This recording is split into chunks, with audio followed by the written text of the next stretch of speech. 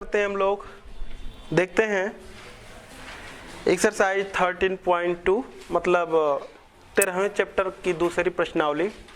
First प्रश्न पढ़ते हैं। कह रहा है कि यदि पी ए बराबर मतलब ए की जो प्रोबेबिलिटी है वो 4/5 और बी की जो प्रोबेबिलिटी है वो 2/5, तो हमसे पूछ रहा है और कह रहा है कि ए तथा बी स्वतंत्र घटना है। ये कह रहा है कि ए और बी क्या है, स्वतंत्र हैं। तो इंटरसेक्शन की प्रोबेबिलिटी हमसे पूछ रहा है, ये पी ए इंटरसेक्शन बी। तो तुम तो समझ पा रहे हो कि अगर ये ए और बी स्वतंत्र घटनाएं हैं तो उनके एक साथ घटने की जो प्रायिकता होती है दोनों प्रायिकताओं के गुणनफल के बराबर होता है। समझ पा रहे हो ना? क्योंकि अगर पी ए इंटरसेक्शन बी हमको निकालना होगा तो एक और तरीका हमारे पास है कि पी ए यूनियन बी बराबर होता है P A plus P B और माइनस पी ए इंटरसेक्शन होता है ना। तो यहाँ से ए इंटरसेक्शन बी का मान निकालेंगे, यहाँ से निकाला जाएगा, तो फिर भाई यूनियन हमको मालूम है नहीं कैसे निकालेंगे, तो तुम लोग इस चक्कर में पड़ जाओगे कि यहाँ से निकालें। लेकिन कुछ कह रहा है हमसे, कह ये रहा है कि ये जो दोनों घटनाएं हैं ए और बी वो क्या है, स्वतंत्र है। तो इस बात की प्रायिकता क्या होगी कि दोनों घटनाएं एक साथ घटित होती हैं। तो दोनों प्रायिकताओं का गुणनफल ही तो ए इंटरसेक्शन बी की प्रायिकता होगी, मैं बताया हूं। तो ये हो जाएगा चूंकि इतना इतना, इसलिए पी ए इंटरसेक्शन बी बराबर P A into P B. और हिंट कर सकते हैं यहाँ पर कि चूंकि ए और बी परस्पर स्वतंत्र हैं तो पी ए है 4/5 के इक्वल और पी बी है 2/5 के इक्वल, तो ये हो जाएगा 8/25। आंसर दे लेंगे। आगे बढ़ते हैं, क्वेश्चन नंबर सेकंड। देखो सेकंड क्वेश्चन पढ़ते हैं। सेकंड क्वेश्चन है 52 पत्तों की एक गड्डी में से यादृच्छा बिना प्रतिस्थापित किए गए 2 पत्ते निकाले गए, दोनों पत्तों के लाल होने की प्रायिकता ज्ञात कीजिए। तो पहले तो हम लोग थोड़ा सा समझ लेते हैं कि ये जो 52 पत्तों की एक गड्डी होती है ताश की, उसमें पत्ते कैसे होते हैं, समझते हैं जरा सा। देखो जो ताश होता है उसमें कितने पत्ते हैं, 52 पत्ते होते हैं। 52 पत्तों में से मैं बताता हूं, यहाँ पर जो 26 होता है वो लाल होता है और जो 26 होता है वो काला होता है। अब 26 लाल में 13 पत्ते ईंट के होते हैं और 13 पत्ते पान के होते हैं। और इस 26 काला में 13 पत्ते चींटी के होते हैं और 13 पत्ते हुकुम के होते हैं। इतनी बात जानने के बाद फिर अभी बात कर लेते हैं कि इसमें भी अभी बहुत सारी बातें हम लोगों को जाननी है।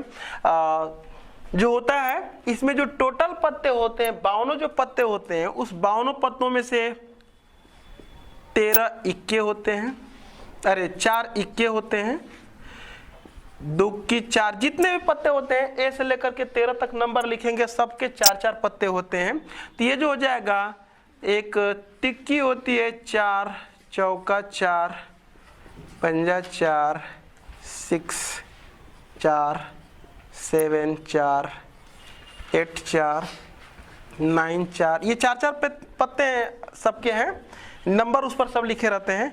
ये 10 क्या होता है, 4 होता है। अब इसमें जो 11 होता है, 11 गुलाम होता है जिसको जे संकेत से दिया जाता है, ये भी कितना होता है, 4 ही होता है। और उसके बाद जो 12 नंबर पर होता है वो क्यू बेगम इसका नाम होता है और वो क्या होता है, वो भी 4। और लास्ट में 13वें नंबर पर जो होता है वो के से संकेत किया जाता है, वो बादशाह होता है, वो भी कितना होता है, 4 ही होता है।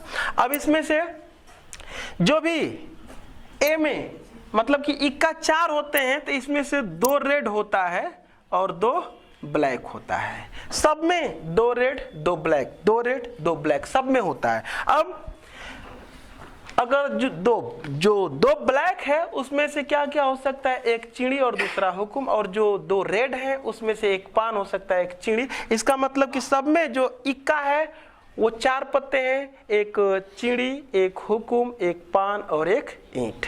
तो इस प्रकार से हम लोगों को समझ जाना है कि ए से लेकर के जो 13 तक के पत्ते होते हैं वो क्या क्या होते हैं और कितने कितने पत्ते होते हैं। देखो 13 होते हैं, 13 के 4 होते हैं, 13 चौके 52 हो जाएगा। उसमें हम लोगों को ये भी जानना है कि बादशाह कितने होते हैं, तो 4। क्वीन बेगम कितनी होती है, 4। सबके 4 पत्ते होते हैं। अब उसमें से भी 4 पत्तों में 2 काला होता है, 2 रेड होता है, मतलब कि 2 ब्लैक 2 रेड। 2 ब्लैक में क्या क्या आ जाएगा, एक चिड़ी और एक हुकुम, और एक रेड में 2 जो होते हैं वो क्या क्या आ जाएंगे, पान और ईंट के। तो इन सारी बातों को जानने के बाद ही हम लोग कि जो ताश पर रिलेटेड सवाल आएंगे उसको देखेंगे। हम लोग देखते हैं, चलो सेकंड सवाल अब देखते हैं। कह रहे कि 52 पत्तों की एक गड्डी में से यादृच्छिक बिना प्रतिस्थापन के, बिना प्रतिस्थापन का मतलब कि एक पत्ता निकाला जाता है फिर उसको उसमें रखा नहीं जाता है, ठीक है, विदाउट रिप्लेसमेंट। बिना प्रतिस्थापन किए गए 2 पत्ते निकाले गए, दोनों पत्तों के लाल होने की प्रायिकता निकाली। समझते हैं जरा सा। कह रहा है कि जो ताशों के 52 पत्तों की एक गड्डी है उसमें से बिना प्रतिस्थापन किए गए 2 पत्ते निकाले जाते हैं, दोनों पत्तों के लाल होने की। तो पहला लाल हो, इसकी घटना में लिखता हूं, पहला पत्ता लाल हो, इसकी घटना ई, तथा दूसरा पत्ता लाल हो, इसकी घटना क्या है भाई, एफ है। तब अगर मैं कहूं कि प्रोबेबिलिटी ई की प्रायिकता क्या होगी, मतलब पहला पत्ता लाल आता है इस बात की प्रायिकता, तो मैं भी बात किया हूं कि ताश के 52 पत्तों में से कितने पत्ते लाल होते हैं, 26 पत्ते लाल होते हैं। तो पहला पत्ता अगर लाल होगा तो उसकी प्रोबेबिलिटी उस 26 में से कोई आ सकता है, तो रेड आने के जो अनुकूल अवसर हो जाएंगे वो 26 और टोटल अवसर कितने हैं, 52। तो इसकी प्रोबेबिलिटी हो जाएगी 26/52। समझ पा रहे हो हमारी बात को? अच्छा, अब इसके बाद ये जो पत्ता निकाला गया फिर इसको उसमें रखा नहीं जाता है और फिर एक पत्ता निकाला जाता है, तो फिर दूसरी बार भी क्या पत्ता आता है, लाल ही आता है। तो अगर हम ये कहें कि दूसरा पत्ता लाल आता है उसकी प्रायिकता क्या होगी, तो एफ की प्रोबेबिलिटी, लेकिन ई उस समय हो चुका है तो एफ की कंडीशनल प्रोबेबिलिटी हो जाएगी। तो पी एफ अपान ई से इसको शो करेंगे और बस एक पत्ता निकल चुका है रेड वाला, तो अब रेड कितने बचेंगे, 25, और टोटल पत्ते कितने, 51, क्योंकि एक पत्ता उस पूरे 52 पत्तों में से निकल चुका है। तो ये हो जाएगा 25 और अपान 51। लेकिन ये कह रहा है कि दोनों पत्ते लाल हैं, इस बात की प्रायिकता क्या होगी, तो मैं तुम लोग को बताया था कि जब 2 घटनाएं एक साथ होती हैं तो उसकी प्रोबेबिलिटी प्रायिकता के गुणन सिद्धांत से निकाला जाता है। और वो गुणन सिद्धांत क्या होता है, एक घटना की प्रायिकता गुणे दूसरे घटना की प्रायिकता, अगर वो स्वतंत्र है तो ही मल्टीप्लाई किया जाता है, परतंत्र है तो ही मल्टीप्लाई किया जाता है। बस ये है कि अलग अलग उनकी प्रायिकता तुमको निकालना ही है। अब वो स्वतंत्र है तब तो कोई बात नहीं है, ए की प्रोबेबिलिटी गुणे बी की प्रोबेबिलिटी। अगर परतंत्र है तो फिर ऐसे प्रोबेबिलिटी निकाल करके उसका क्या कर देंगे, प्रायिकता निकाल देंगे। तो अब लिखेंगे, अब ये लिख देंगे पी ई इंटरसेक्शन एफ, मतलब कि दोनों लाल हो इस बात की प्रायिकता। या इसी चीज को ऐसे भी लिखा जा सकता है कि पी ई एफ। समझ पा रहे हो हमारी बात को? बताए थे संकेत की इसी को ऐसे भी लिखा जाता है। बराबर कितना हो जाएगा, 26/52। चाहे लिख सकते हैं इसको पी ई और इंटू पी एफ अपान ई, बराबर पी ई का मान है 26/52 और पी ई अपार एफ अपान ई की जो वैल्यू है वो 25/51। बस इसका क्या कर लेंगे, मल्टीप्लाई कर लेंगे, हमारा यही क्या होगा, आंसर होगा। आगे देखते हैं, क्वेश्चन नंबर 3 देखते हैं। 3 में कह रहा है कि आमों के एक डिब्बे का निरीक्षण उसमें से 3 आमों को यादृच्छिक बिना प्रतिस्थापित किए हुए निकाल कर किया जाता है। मतलब कि एक डिब्बे हैं और डिब्बे में आम रखे गए हैं, उनमें से 3 आमों को, मतलब कि उसमें से एक आम निकाल करके उसमें रखा नहीं जाता है। एक आम निकाला गया, उसको देखा गया, फिर दूसरा, फिर तीसरा, ऐसे 3 आम निकाले जाते हैं। तो कह रहा है कि निकाल कर किया जाता है। यदि तीनों निकाले गए आम अच्छे हैं तो डिब्बे को बिक्री के लिए स्वीकृत किया जाता है। मतलब तीनों अगर आम अच्छे हैं तो उसको क्या कर दिया जाता है, बिक्री के लिए स्वीकार, मतलब कि उसको खरीदने के लिए कोई तैयार हो जाता है। अगर उसमें से हो सकता है कि 3 आम निकाला जाए और तीनों खराब निकल जाए तो पहले ही भड़क जाएगा, लग रहा है कि पूरी पेटी खराब है। तो कह रहा है कि स्वीकृत किया जाता है, अन्यथा अस्वीकृत कर देते हैं, मतलब कि उसको नहीं स्वीकार किया जाता है खरीदने के लिए। एक डिब्बे में 15 आम हैं, एक डिब्बे में नहीं, उसको बना लेना 15 कर लेना, क्योंकि हमारी बुक में बनाया गया, हो सकता है कि वो रॉन्ग आंसर आया हो उस पर। तो ये जो डिब्बा है, इस डिब्बे में 15 आम है। टोटल कितने आम है भाई, 15, जिनमें से कह रहा है कि 12 अच्छे हैं, 12 अच्छे हैं और 3 खराब हैं। ठीक है, तो कह रहा है कि खराब है कि बिक्री के लिए स्वीकृत होने की प्रायिकता क्या है। ये बताओ कि वो बिक्री कब हुआ होगा, जब तीनों आम अच्छे रहे होंगे। हमारी बात को समझ पा रहे हो, तीनों आम अच्छे रहे होंगे तो ही उसको बिक्री के लिए क्या किया गया होगा, स्वीकृत किया होगा। तो हम ये कह दे रहे हैं कि पहला अच्छा हो, अरे पहला आम क्या हो, अच्छा हो। इसकी घटना को अगर मैं लिख दे रहा हूं, सपोज कर लो कि मैं ए ही लिख देता हूं, फिर दूसरा आम भी अच्छा हो, इसकी घटना क्या हो, बी हो, और तीसरा आम भी क्या हो, अच्छा हो, इसकी घटना क्या है, सी है। तो जरा समझो कि अगर मैं कहूं कि पी ए बराबर मतलब कि एक आम निकालते हैं, पहला वो अच्छा है, इस बात की प्रायिकता क्या होगी। तो बताओ, एक आम निकालते हैं वो भी अच्छा है, तो इस बात की प्रायिकता कितनी होगी। तो टोटल आमों में से 12 अच्छे आम हैं और टोटल आमों की संख्या 15 है, तो 12/15 लिख दें क्या, ये हो जाएगा 12/15। अब एक आम मैंने निकाल चुका है और फिर दूसरा भी आम निकालेंगे, वो भी क्या होना चाहिए, अच्छा, क्योंकि तीनों आम अच्छे निकलते हैं। तो फिर मैं अगर ये कहूं कि ये अब प्रोबेबिलिटी बी की निकालनी है, जबकि ए हो चुका है, एक आम निकल चुका है, तो यहां पर लिख सकते हैं प्रोबेबिलिटी ऑफ B/A बराबर, तुम बता सकते हो इसकी प्रायिकता, जिस आम को निकाला गया फिर उसमें रखा नहीं गया, यानी कि अच्छा निकला था उसको रखा नहीं गया, तो अच्छे आम में से एक निकल चुका है, 11 बचेगा और टोटल आम 14, तो 11/14 लिख दूं क्या इसको, ये हो जाएगा 11/14। फिर अब 2 आम निकल चुके हैं, तीसरा आम निकालना है और वो भी क्या है, अच्छा ही है। तो अगर मैं अच्छा निकालता हूं तो सी, और कौन कौन हो चुका है, ए और बी, तो यहाँ पर सी अपन नोटेशन में बता रहा हूं बस, तो C/A इंटरसेक्शन बी बराबर 2 आम निकल चुका है, दोनों अच्छे वाले, तो अब बचेंगे 10 और पूरा में से भी 2 निकल चुका होगा, तो 10/13, राइट, ये हो जाएगा 10/13।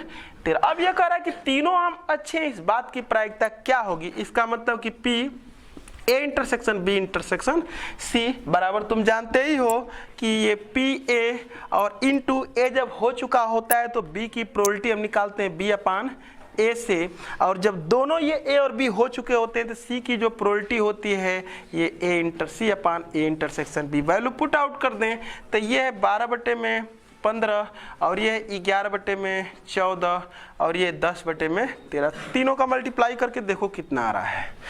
जो कटने वाला टर्म होगा उसको काट लेना, देखो ये कटेगा, 3 से भी कटेगा, 2 से भी कटेगा, तो कुछ छोटा होगा ये, तो 3 चौके 12 और 3 पचे 15, फिर ये 2 दूना के 4, ये 2 सते 14। अब मल्टीप्लाई कर लो, देखो अब नहीं कटने वाला है, तो 10 दूना के, ये देख रहे हो क्या, 5 से 10 कट जाएगा, 5 है क्या भी, अच्छा, 5 दूना के 10, तो 2 दूना के 4, 11 चौक 44 हो जाएगा क्या ऊपर, देखो तो 2 दूना के 4, 11 चौक 44, 7 त्रिके नहीं, और नीचे ये तो कितना होगा, ये 13 सते 91 ना, 13 सते 91, ये आंसर हो जाना चाहिए। देखो जरा सा एक बात मैं तुम लोगों को बता दूं, कभी कभी केस ऐसी आती है कि इसमें जो आम थे जो डिब्बे में सपोज कर लेते हैं, किसी के बुक में इतना लिखा हुआ है 13 और 13 टोटल आम है, जिनमें से 10 अच्छे हैं और 3 क्या है, खराब है।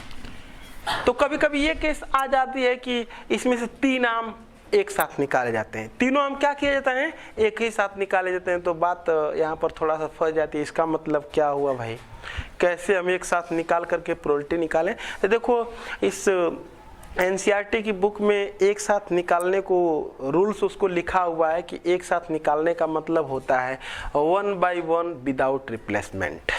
और जब 1 by 1 विदाउट रिप्लेसमेंट की बात आती है तो उसकी प्रोबेबिलिटी हम जो संचय होता है, कॉम्बिनेशन होता है, उसके प्रयोग से भी हम लोग जो है कि उसकी प्रायिकता निकाल सकते हैं।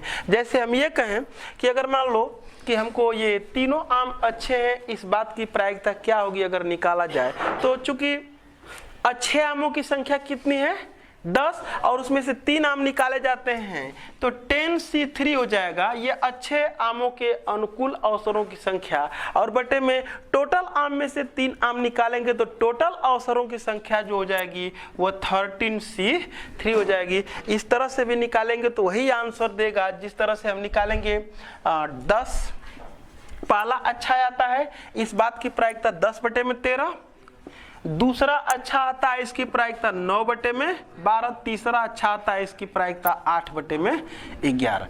ये जो रिजल्ट है और ये जो रिजल्ट है दोनों एक ही है। इसका मतलब ये होता है कि 10 का मल्टीप्लाई घटते हुए क्रम में कितना बार करें, 3 बार, तो 10 × 9 × 8, और इसका मतलब है 13 का घटते हुए क्रम में मल्टीप्लाई करें कितना बार, 3 बार, तो ये हो जाएगा 13 × 12 × 11। देखो ये चीज और ये चीज दोनों क्या है, एक है। तो इस प्रकार से अगर 1 by 1 विदाउट रिप्लेसमेंट की बात आती है तो एक तो हमारे पास फार्मूला भी मैं बताया हूँ, जो हमारा प्रश्न था तीसरा वाला वो, और नहीं तो एनसीआर का प्रयोग करके भी हम लोग उसको हल कर सकते हैं। ठीक है, देखते हैं क्वेश्चन नंबर 4।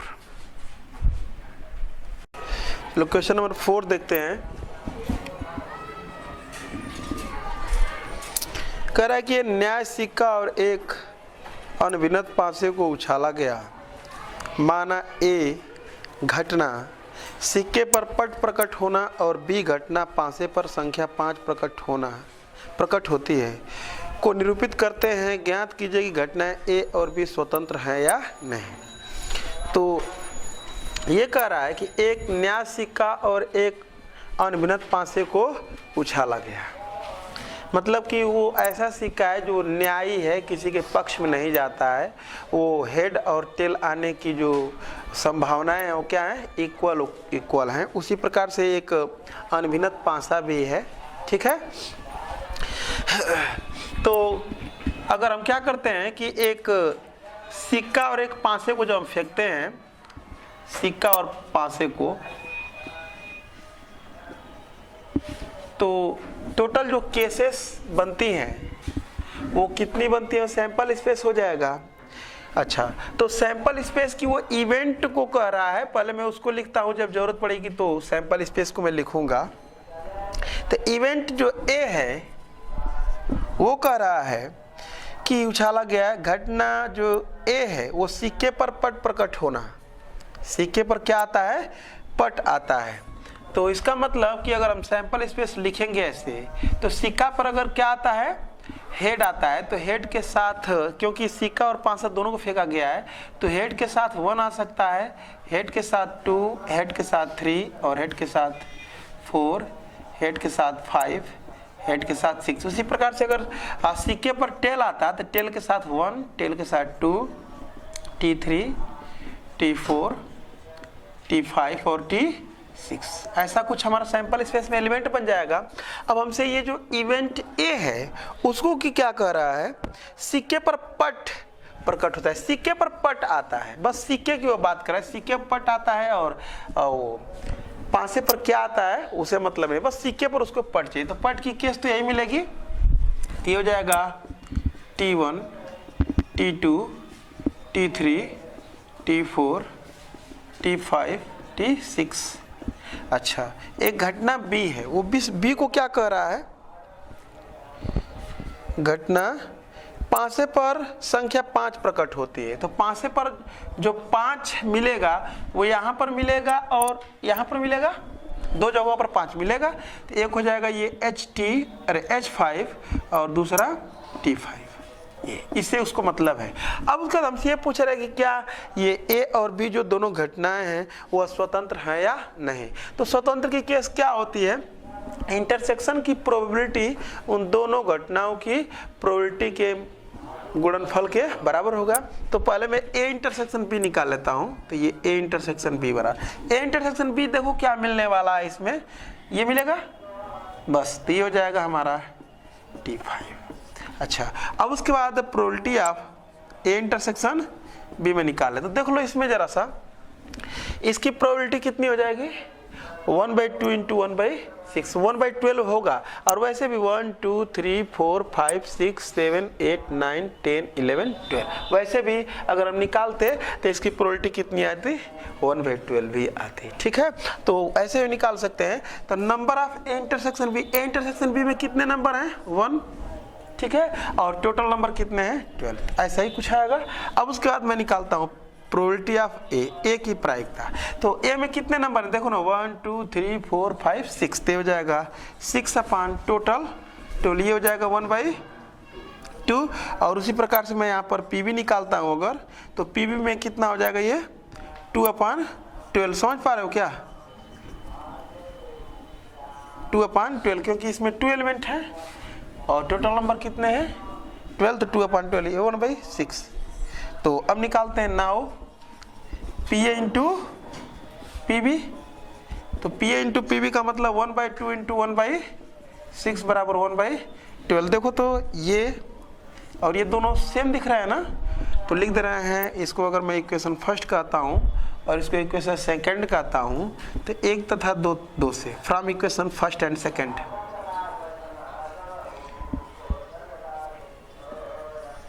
तो हो जाएगा A इंटरसेक्शन B बराबर PA इंटू PB। अतः घटनाएं A तथा B परस्पर स्वतंत्र हैं।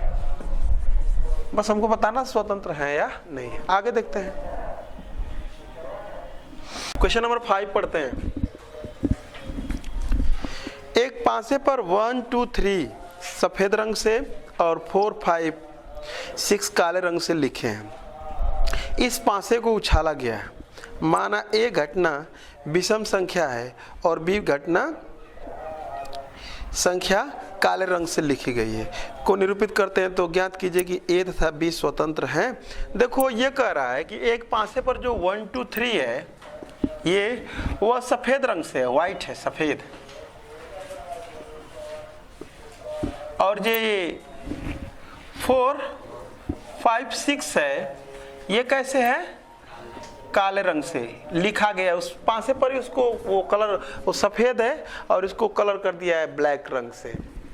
आगे बढ़ते हैं। इस पांसे को उछाला गया है और उछालने के बाद ये जो घटना A पाई गई वह क्या है। तो माना घटना A संख्या विषम है, तो विषम की केस में तो 1 3 5 आएगा A में, तो ये हो जाएगा 1 3 5, ये हो जाएगा। अच्छा, अब उसके बाद क्या कह रहा है, घटना B संख्या काले रंग से लिखी गई है। ये जो B है वो कैसे लिखी गई है, काले रंग से। तो काले रंग से लिखा गया तो क्या आएगा भाई, 4 5 6 आएगा। तो हमसे पूछ रहा है कि को निरूपित करते हैं, तो ज्ञात कीजिए कि क्या A इंटरसेक्शन B स्वतंत्र है। तो यहाँ पर नहीं, A तथा B स्वतंत्र हैं। तो पहले मैं निकालूंगा A इंटरसेक्शन B। तो A इंटरसेक्शन B में क्या मिलेगा भाई, बता दो, 5 मिलेगा क्या, देख लो तो ये। तो probability of A intersection B, A intersection B की प्रोबेबिलिटी 1/6 हो जाएगा क्या, अरे टोटल नंबर 6 और ये 1, तो हो जाएगा 1/6। अब उसके बाद निकालेंगे, इसको मैं करता हूँ question number first. Now A की प्रोबेबिलिटी कितनी हो जाएगी बता दो, 3/6, 3/6 बराबर 1/2। प्रोबेबिलिटी ऑफ B की प्रोबेबिलिटी कितनी हो जाएगी, ये भी 3/6, बराबर 1/2। नाउ लिखेंगे इसलिए P A into P B बराबर 1/2 इंटू 1/2 बराबर 1/4। ये equation number second from equation first and second. देखो ये है 1/6 और ये 1/4, तो दोनों इक्वल होंगे नहीं, तो यहाँ पर लिख देंगे P A intersection P not equal to P A into P B. अतः घटनाएं ए तथा बी परस्पर स्वतंत्र नहीं है।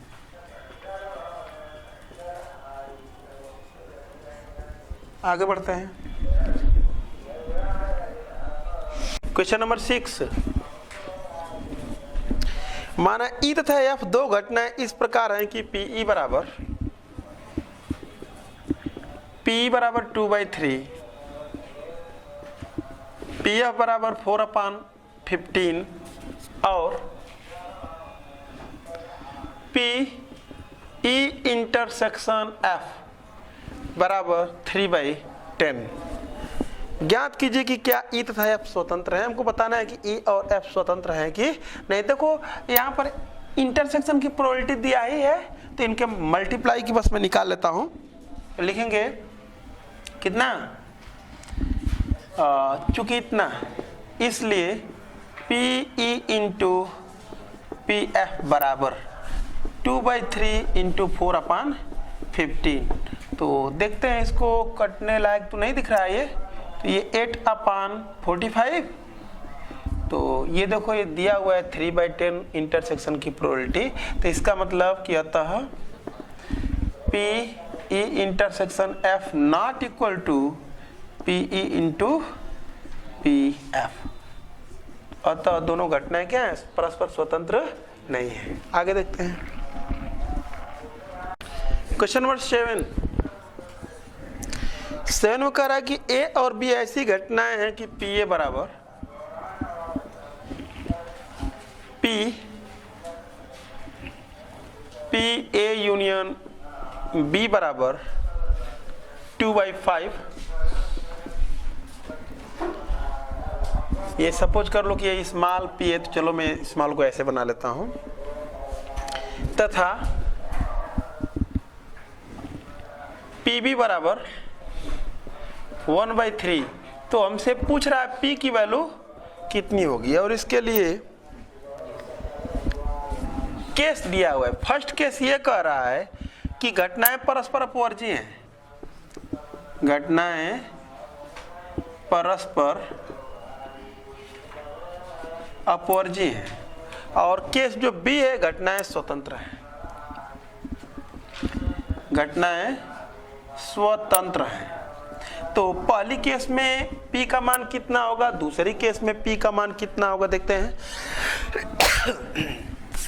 तो अगर घटनाएं परस्पर अपवर्जी होंगी तो A इंटरसेक्शन जो B होगा वो 0 के इक्वल होगा।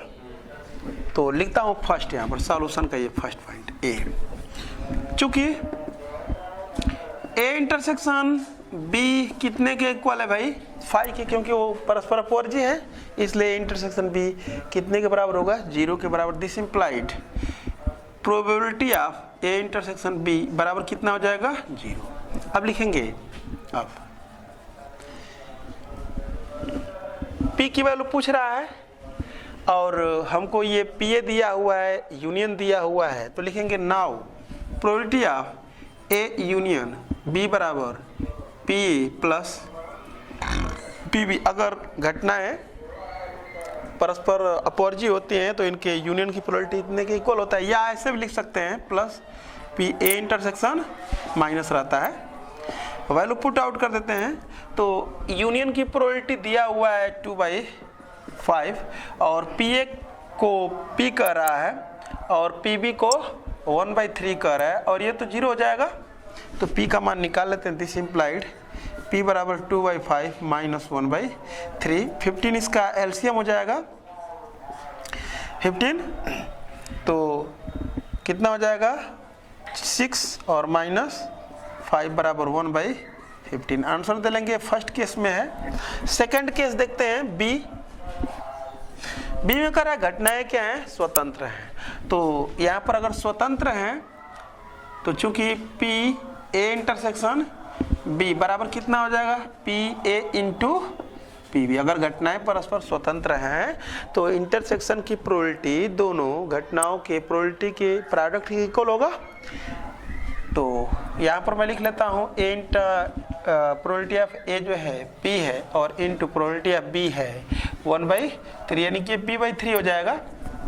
अब लिखेंगे now probability of A union B बराबर probability of A plus probability of B और minus probability of A intersection B. Value put out करते हैं, इसका मान है 2/5 और इक्वल टू ए है पी के इक्वल प्लस बी है प्रोबेबिलिटी ऑफ बी है 1/3 और माइनस इसकी वैल्यू मैं अभी निकाला हूँ तो ये कितना है, p/3 आया। बस हल करके हमको p का मान निकाल लेना है, तो इसको इधर कर लेते हैं। तो 2/5 माइनस 1/3 बराबर ये हो जाएगा 3p माइनस p/3, तो ये हो जाएगा 6 माइनस 5/15 बराबर 2p/3 हो जाएगा।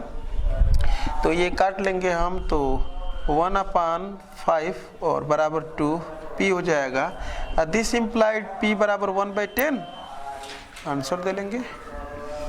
तो फर्स्ट केस में आया था 1/15, सेकंड केस में आ गया है 1/10 आंसर। आगे बढ़ते हैं, क्वेश्चन नंबर 7 देखते हैं। नहीं 8 ना, माना ए और बी स्वतंत्र घटना है। वो कह रहा है कि ए और बी क्या है भाई, स्वतंत्र हैं। तो इसका मतलब कि probability of A intersection B बराबर P probability of A into probability of B. ये हमको दिया हुआ है कि ए और बी स्वतंत्र घटना है, तो इसका मतलब कि पी ए इंटरसेक्शन बी बराबर इतना होगा।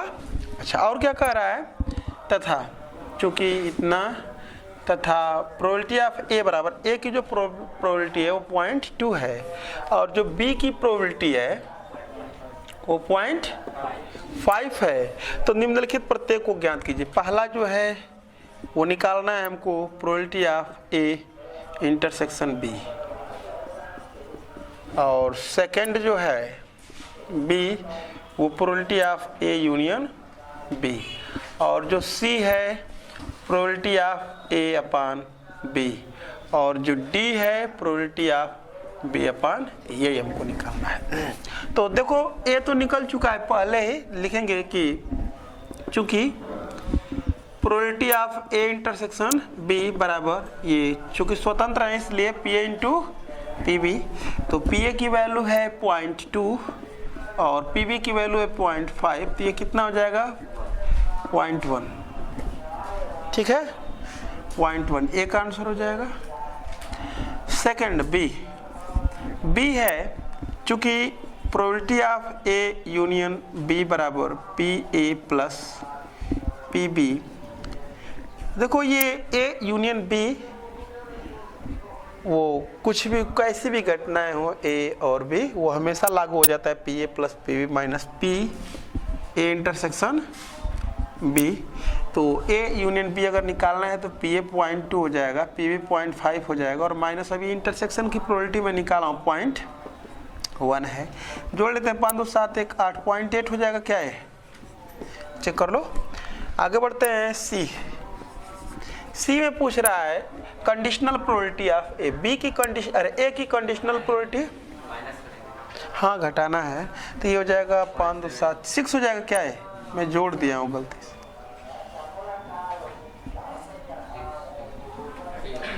ठीक है, सी कंडीशनल प्रोबेबिलिटी ऑफ ए पूछ रहा है जबकि बी हो चुका है। तो इसका मतलब कि चूंकि पी ए बाई बी बराबर क्या होता है, probability of A intersection B और बटे में प्रोबेबिलिटी ऑफ, यही फार्मूला होता है। तो ए इंटरसेक्शन बी की जो प्रोबेबिलिटी है वो है 0.1 और बी की जो प्रोबेबिलिटी है 0.5, यही है ना। तो बराबर इसका आंसर हो जाएगा 1/5। D probability of B upon A बराबर probability of A intersection B upon probability of A और ए इंटरसेक्शन बी की जो प्रोबेबिलिटी है 0.1 है और पी ए जो है वो 0.2 बराबर 1/2। तो इस प्रकार से ये 8 भी पूरा हुआ। आगे बढ़ते हैं। नंबर 9 में 2 प्रश्न दिया हुआ है ए बी करके। तो पहला सवाल है घटनाएं ए और बी ऐसी हैं कि पी ए बराबर 1/3, पी ए बराबर 1/3 और पी बी बराबर 2/5 और पी ए इंटरसेक्शन बी बराबर 1/6। तो हमसे पूछ रहा है कि पी ए नहीं और बी नहीं ज्ञात कीजिए, मतलब कि कुछ ऐसा हमसे पूछ रहा है। इसी को कहते हैं कि ए नहीं तथा बी नहीं की प्रायिकता, यही हमसे पूछ रहा है। तो देखो हम तो ये नहीं कहेंगे कि probability of A intersection B का बार बराबर लिख लो पी ए का बार और इंटू पी बी का बार। ये कब होता है?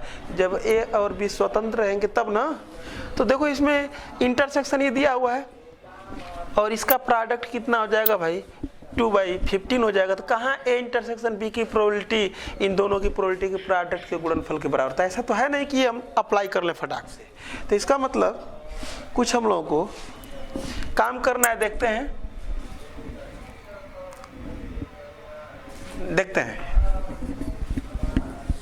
तो हमको ये वैल्यू निकालनी है ना। तो इसके लिए देखो करेंगे क्या कि चूंकि P A union B plus P A union B का पार बराबर तो 1 होगा ना, बता सकते हो इतना होगा। अच्छा, अब उसके बाद अगर ऐसा है तो फिर P A union B plus, यहाँ तो डिमॉर्गन रूल लग ही जाएगा कि ए बार इंटरसेक्शन बी बार, ऐसा लिखा जा सकता है इसको ना, बराबर 1। तो हमको यही ज्ञात करना है ना। तो इसको इधर करते हैं। तो probability of A bar intersection B bar बराबर 1 minus probability of A union B. अब 1 माइनस इस probability of A union B बराबर होता है P A plus P B minus P A intersection B. Value put out करते हैं। P ए का मान है 1/3 और प्लस पी बी का मान है 2/5 माइनस ए इंटरसेक्शन 1/6 है। दोनों का अगर एलसीएम की बात करें तो 30 हो जाएगा। क्या देख लो तो 1 माइनस ये 30, ठीक है। तो 10 प्लस 12 माइनस 5 बराबर ये 1 माइनस 22 में से 30 घटे 5 घटेगा 17 बटे में 30 और 30 से 30 13 बटे में 30। चेक कर लो। आगे बढ़ते हैं।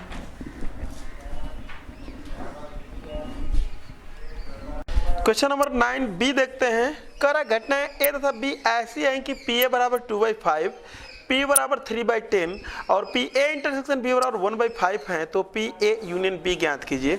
चलो देखते हैं। अगर मान लो कि ये चूंकि पी ए यूनियन बी बराबर P A plus P B और minus P A intersection B, ऐसा कुछ होता है ना। तो देखो इन सब दिया हुआ है तो फिर हमको करना ही क्या है, बस वैल्यू पुट कर देनी है। तो पी ए का मान है 2/5 प्लस 3/10 माइनस इंटरसेक्शन 1/5 है। इसका 10 एलसीएम हो जाएगा तो 4 प्लस 3 माइनस 2, तो ये 5/10 यानी कि 1/2। चेक करो जरा। तो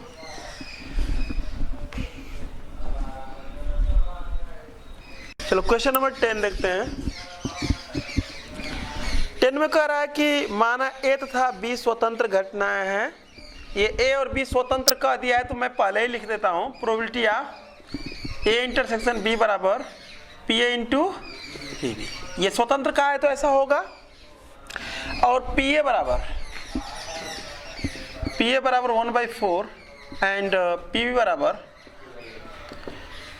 3/8। तो हमसे पूछ रहा है कि पी नहीं, एक चीज और दिया हुआ है, पी ए नहीं और बी नहीं बराबर 1/2। तो ज्ञात कीजिए कि क्या ए और बी। देखो थोड़ा सा इसमें मिस्टेक प्रश्न में किया हुआ है। कह रहा है कि माना ए तथा बी स्वतंत्र घटना है और पी ए बराबर 1/4, पी बराबर इतना ना, तो फिर कार्य ज्ञात कीजिए क्या ए और बी स्वतंत्र घटना है। तो चलो मैं यहाँ पर अब ये मान करके चलता हूँ कि हमको ये दिया हुआ है, पी ए दिया हुआ है, पी बी दिया हुआ है और इंटरसेक्शन मतलब कि P A bar intersection B bar बराबर 1/2 दिया हुआ है। तो हमसे पूछ रहा है कि क्या ए और बी स्वतंत्र हैं। इसका मतलब कि हमको लाना है पी ए इंटरसेक्शन बी बराबर P A into P B, ये ठीक है। तो चूंकि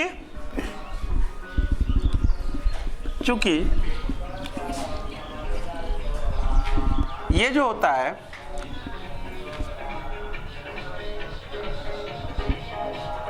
क्योंकि पी ए यूनियन बी बराबर पी ए यूनियन बी और plus P A union B का बार बराबर कितना होता है, 1 होता है। और मैं इस चीज को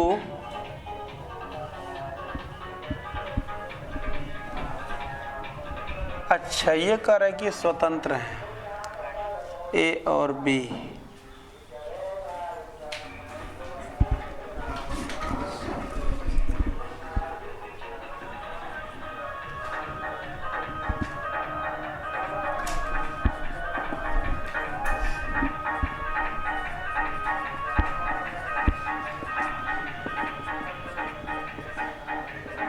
जरा देखो तो इसको अगर मैं इधर करूंगा तो कुछ ये ए बार इंटरसेक्शन बी बार होगा जिसकी वैल्यू दिया 1/2, तो यूनियन मैंने निकाल लिया। अब हम निकाल लेते हैं इंटरसेक्शन, तो ये हो जाएगा again probability of A union B बराबर P A plus P B और minus P A intersection B. ये है 1/2 और बराबर पी ए का मान है 1/4 प्लस पी बी का मान है 3/8 minus probability of A intersection B.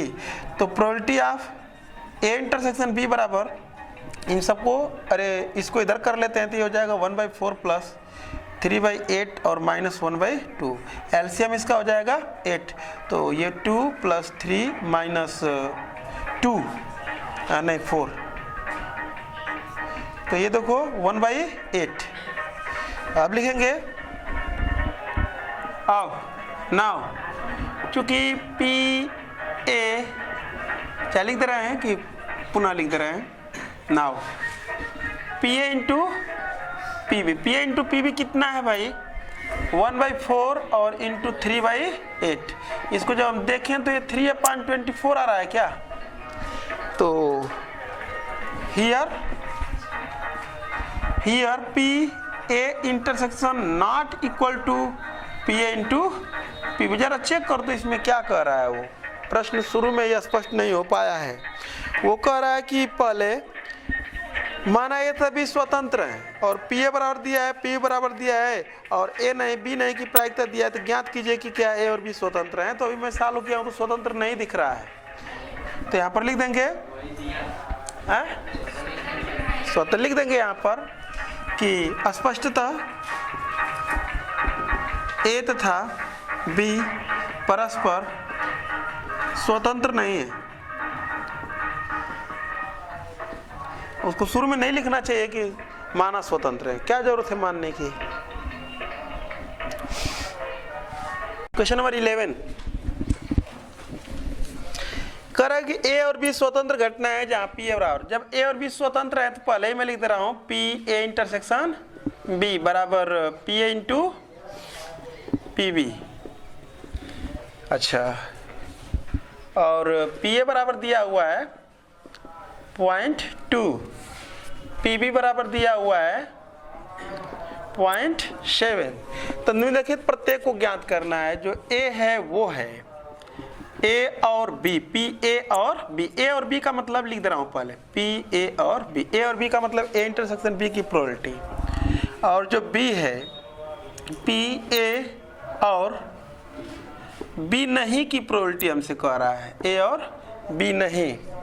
और सी है प्रोबेबिलिटी ए या बी, और जो डी है प्रोबेबिलिटी ऑफ ए और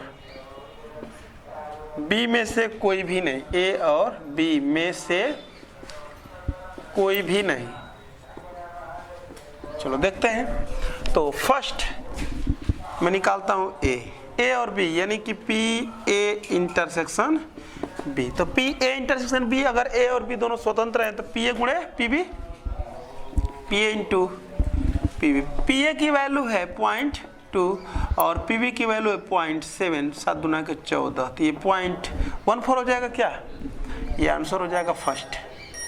सेकंड बी है probability of A and B नहीं, मतलब कि कुछ ऐसा।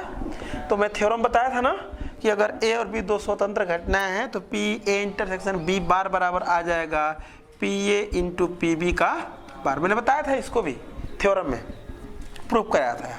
तो ये हो जाएगा पी ए और इंटू इसको लिख सकते हैं 1 minus P B, P bar बराबर 1 minus P B. P A की वैल्यू है 0.2 और 1 माइनस पी बी की वैल्यू है 0.7।